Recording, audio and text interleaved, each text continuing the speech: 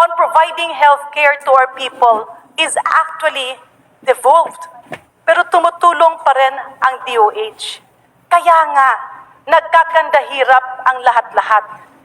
And that is why, when I saw the signing of the Memorandum of Agreement between Philheath, DBP, and Tingog Party List, I told myself, at last, there is somebody who has the political will to carry on the tasks that was supposed to be there, but that was stopped. Mr. Speaker, distinguished colleagues, I am not standing because the Tingog representative is my colleague and my kababayan.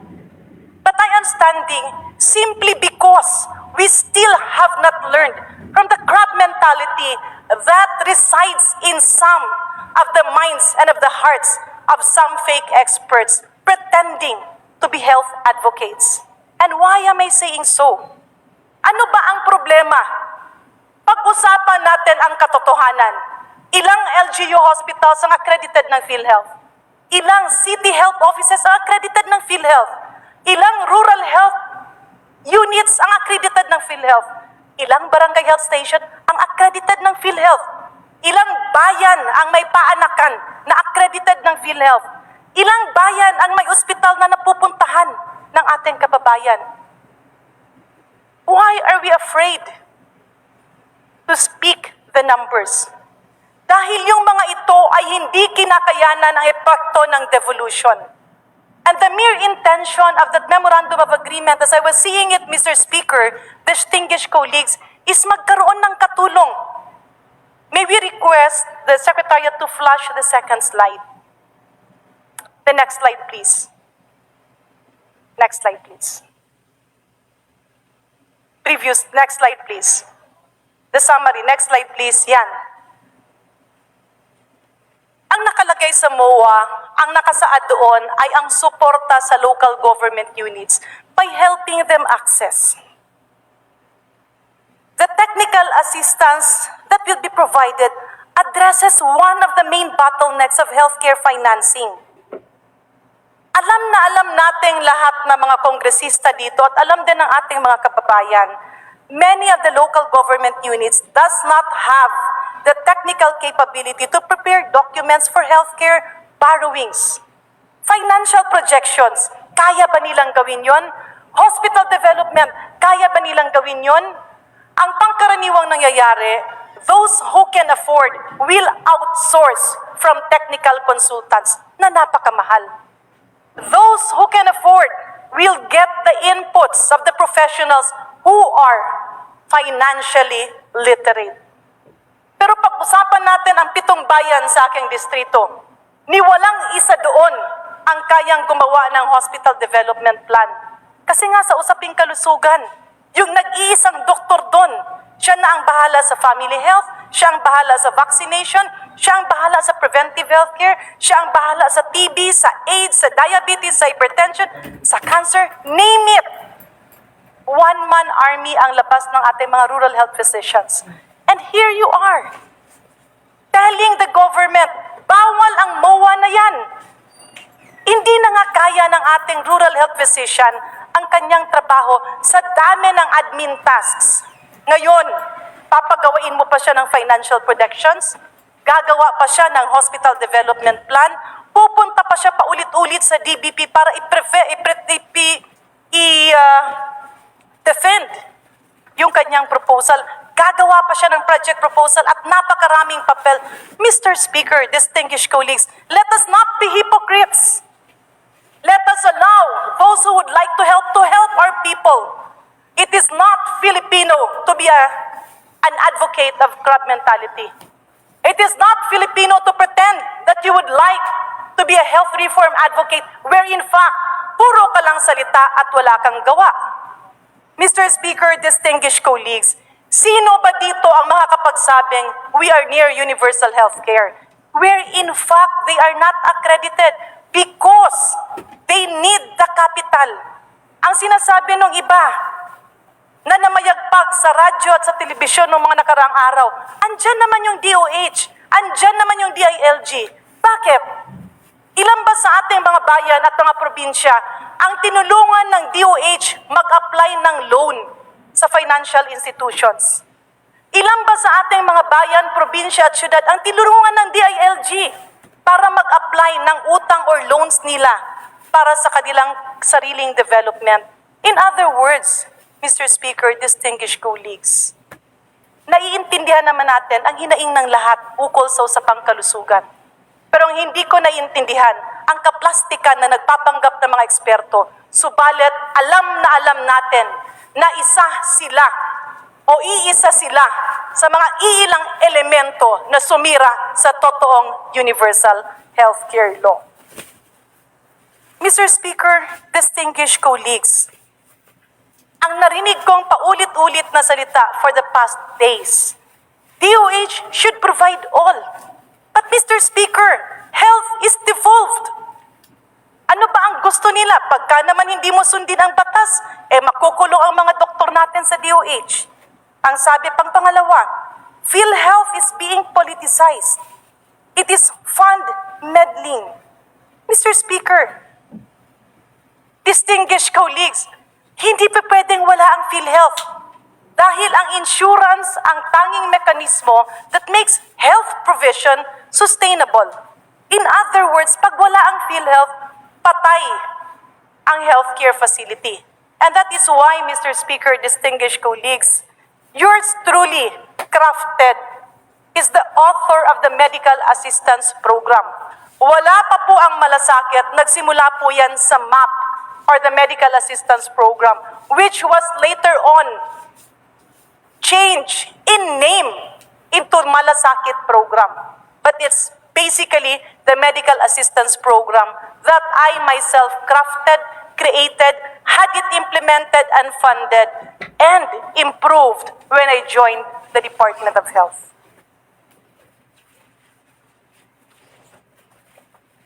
Mag-allocate daw ng budget. Hindi raw kailangan ang mga MOA na ito. Mr. Speaker, distinguished colleagues, did we see the trillions needed to establish healthcare facilities all over our country? Kung hihintayin natin na matapos ito na pondohan ng gobyerno, marami na ang namatay or mamamatay. Dahil hindi natin itong kayang tapusin in the immediate vicinity. While millions of Filipinos are being deprived of accessible healthcare simply because we have fake experts and fake advocates who are fond of concocting baseless stories and theories, andi dito tayo natatali sa usaping kalusugan at hindi naman natin pinag-uusapan ang totoong problema. Ang totoong problema, iilan lang ang Philheath accredited. Bakit? Hindi kaya ng ating mga lokal na gobyerno na pondohan ito. At kung kaya man nilang pondohan, hindi nila kayang magpasweldo ng mga tao. At kung kaya mang magpasweldo at meron namang infrastruktura at mga gamit, napakabagal naman ng reimbursement. Kaya hindi makaikot at makausad yung ating healthcare facilities. What is wrong with helping them? What is wrong with coming up with an advocacy to help? I challenge the reform and the advocates coming out in media. Walk your talk. Huwag puro daldal, huwag puro salita. Gawa ang kailangan. Kung hindi ba tingog ang nakipagpirmahan doon, mag-iingay ba ng ganito? Kung sila ba ang nakapirma doon sa Memorandum of Agreement, kaliwat kanan ng mga kamera naman ang namayagpag, pero hindi naman ramdam ni Juan at na Maria de la Cruz. If the technical expertise is being offered, I would not put malice on it. Kasi wala ka namang kukunin. Dagdag na trabaho na gagawin ng mga tao at staff mo sa Kongreso. Kung hindi maingay ang politika ngayon kasi mag-ieleksyon, makikigulo ba tayo? Kung hindi maingay ang politika ngayon kasi mag-ieleksyon, makikigulo ba tayo? On whose expense? Uulit-ulitin ko, Mr. Speaker, walang pinipigilan na tumulong. Walang pinipigilan na mag-assist. Walang pinipigilan na gumawa ng hospital development plan. Walang pinipigilan gumawa ng financial projections. Ang tanging bottleneck lang nito ay yung mga nag-o-offer ay napakamahal ng singil, samantalang yung isa natin ditong kasama ay nakapag-isip na gawin itong libre. At dapat nga marami pa ang gumawa ng ganitong tulong dahil napakarami ng ating mga bayan na kailangang tulungan. Mr. Speaker, distinguished colleagues, kami mga taga-probinsya ay witness sa kakulangan ng facilities at pondo para sa kalusugan. Yung mga available na government financial institutions na yan, ilang ulit ko na yan narinig simula pa noong 2004, nung ako'y unang natuntong ng Kongreso. At simula pa nung ako'y naging 18 anyos at naging advocate ng kalusugan, naririnig ko na yan palagi. But the main problem is this: once they offer, once the requirements come out, una gagawin ng mga bayan. Pero isa, dalawang requirement, hirap na. And yung ending, walang nakaka-avail. Wala naman silang pondo para kumuha ng napakamahal na mga consultant na gumagawa ng hospital development plan and financial technical documents. Bakit natin ito pipigilan? Anybody is welcome to help. So let us do away with crab mentality. Let us focus on the real problem at hand. Walang universal health care dahil kulang na kulang ang accredited, Philheath accredited financial institutions. Mabagal yung pagbayad ng Philheath. Kulang ang tulong ng national government kasi napakalawak. And of course, the major predicament is that we are faced with a devolved health care. Mr. Speaker, distinguished colleagues, nung pumutok ang pandemya, nabuksan ang mata at utak ng mga doktor at siyentipiko sa napakalaki naming problema. And this has been thoroughly discussed. In fact, this is a continuing aspect of what we are talking for the past years. And let me point to the term or the word coined as infodemic. Infodemic is defined as the rapid and far spread of both accurate and inaccurate medical information. If I laymanize it, infodemic simply means fake news. Fake medical news, fake medical information, fake medical experts, fake advocates. At ang sabi ng World Health Organization, let us flatten the infodemic curve. Laymanizing it again, ang sabi ng WHO, kung gusto nating maging malusog at maligaya yung ating mga bayan at ating mga probinsya, tutulan natin ang mga peking medical information. Tutulan natin ang mga peking eksperto. Tutulan natin ang mga peking advocates. Mr. Speaker, distinguished colleagues, puntahan natin, maganda pakinggan, nagpalakpakan si Juan at si Maria, pero ang katotohanan, this will not deliver healthcare unless we amend that law. Kaakibat doon ang membership ng Philheath. Bakit magulo? Kasi hanggang ngayon, hindi na ipagpatuloy yung sinimulan na individual membership ng Philheath noong 2016. Nagkaroon ng budget na 80 million, pinutol. Ano po ba yun? Individual membership. Pagkapanganak, miyembro. Pagka namatay, tanggal sa lista. At babayaran yan isa-isa ng ating gobyerno at ng ating mga employers. What does this mean? Mawawala yung mga taong doble or triple ang pag-enroll. Mawawala yung mga taong hindi totoo pero naka-enroll pa rin doon sa Philheath. Because this has been proven time and again. Why can't it be reformed? Because every time an administration changes, the real syndicate inside Philheath are all crumbling up. Nakakapasok sa kung sino yung mga nasa poder at bumabalik ulit tayo sa step 1. In other words, every reform that is being initiated ay napapaatras at hindi naaabante dahil sa pagpalit ng administrasyon, umaarangkada ulit yung mga sindikato na nasa loob. With the many problems besetting Philheath, specifically on fraud, on a faulty IT, and an unreliable membership list, yours truly put forward a proposal called Medical Assistance Program way back in 2014. Pinalitan ito at naging MAIP, and that was very restrictive because the definition of indigency is very broad. At ngayon nga, gumanda pa ito lalo dahil hindi na lang pang-gobyerno mga facilities, kundi pati na rin ang pribado, specifically in areas that there is no government service with regards to healthcare. And now it is called MAIFIP. Nung nakaraan, yung MAP ay pinalitan ng pangalan, ginawang malasakit. But this was basically the program that I started. And why did I do that, Mr. Chair? Simply because yung bawas ng Philheath sa gastusing pangkalusugan ng bawat Pilipino ay napakaliit. Dagdag tayo ng dagdag ng pondo sa Philheath, but it does not redound to bigger benefits. Pag dinagdagan naman ang benepisyo, meron namang mga iilang ospital at iilang doktor na lalakihan nila ang individual prices ng kanilang gamot at mga testing and even professional fees.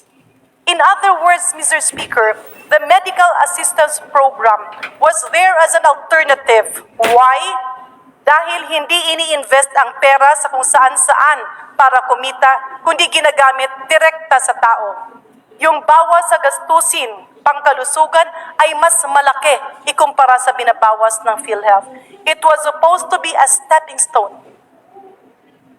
It was supposed to be a parallel move para instead na napupunta malaking pera at bilyon-bilyon sa Philheath, nahati ito at nalalagay sa medical assistance program kung saan mas mabilis at immediate yung discount o yung binibigay na pangbawas sa gastusing kalusugan.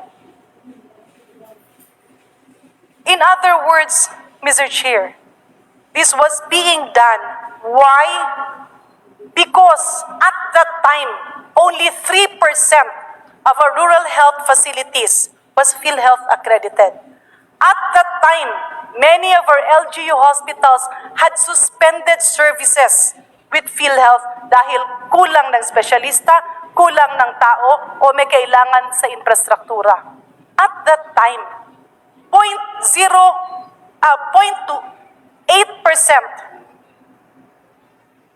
of our barangay health stations were accredited.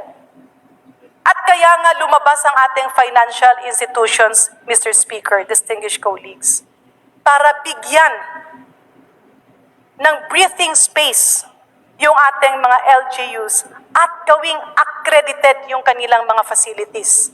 But again, the bottleneck of technical requirements, hospital development plan, financial projections, at yung lahat pa na kailangang gawin, ay yun naman ang naging problema nito. Kaya nga, Mr. Speaker, distinguished colleagues, it would have been better that instead of criticizing the MOA entered into by DBP, Philheath, and Tingog Party List, sana naging ehemplo ito sa iba para tumulong din. Mr. Speaker, ang kalusugan ay dapat hindi pinupolitika. Nakatatak sa puso at isipan ng bawat pamilyang Pilipino ang kalusugan. And that is why it is the very core and the very topic that is always attacked by fake experts and fake advocates, using it to cloak their real intent, which is actually politicking. Kaya naman, ang kalusugan ang siyang naging pinto na pinapasok at landas na tinatahak ng mga taong mapanira, cloaked in the guise of being a health advocate. Subalit ang katotohanan ay umaalingas-ngas na itong maiingay ay para lamang punahin ang magandang intensyon ng iba. Yung makita sila, makapagsalita sila, makuha ang atensyon ng iba, mamayagpag yung kanilang pagiging lobbyist, but at the same time, Mr. Speaker, distinguished colleagues, ilang magagandang batas ang nasira dahil sa fake experts na lumalaganap sa ating bansa. Ilang mga totoong doktor at scientist ang sinira ng ibang mga walang magawa, kundi gusto lamang magkaroon ng airtime. Ilang mga tao ang gustong tumulong pero natatakot na lamang dahil baka punahin at mapolitika yung kanilang intensyon. But at the end, Mr. Speaker, distinguished colleagues, the real losers are the Filipino people. Let's all stand up to curb, if not crush, infodemic. Let us all stand up to criticize fake experts and fake advocates.